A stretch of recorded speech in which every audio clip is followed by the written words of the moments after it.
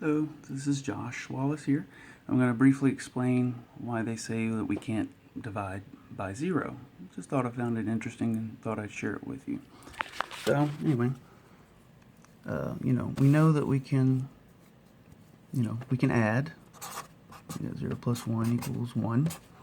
Subtract. 0 minus 1 equals negative 1. We can multiply. Anything times 0 equals 0. But why do they say we can't divide? Well, we know that, let's say for example, multiplication is just glorified addition. So if we want 10 times 5, for example, that would basically equal, 5 plus 5 plus 5 plus 5, so on 10 times, get your answer. Okay, well, what's division? Well, that's basically glorified subtraction. So, for example, let's say we want, 20 divided by 4. So, you just take 20 minus 4 equals 16 minus 4 equals 12 minus 4 equals 8 minus 4 equals 4, and then 4 minus 4, 4 minus 4, of course, equals 0. And if you count it, there's 1, 2, 3, 4, 5 times. So we know our answer is 5.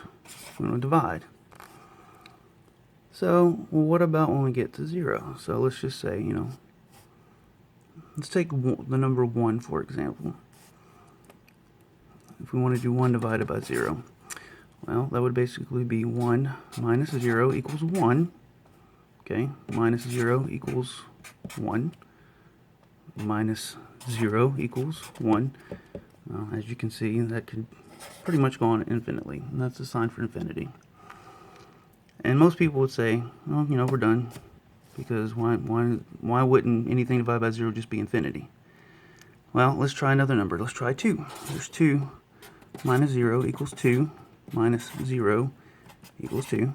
Minus 0 equals 2. That'll keep going. Infinity as well. Well, if you look at this here, it says infinity equals infinity. If I can get it to right.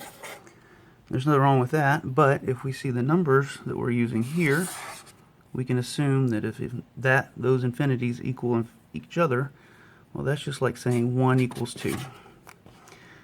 But, we know that is wrong. 1 does not equal 2. So that's why we say it's just undefined, or you'll get an error, if you try to do it on your calculator. So that's just a little brief explanation as to why they say you can't divide by 0.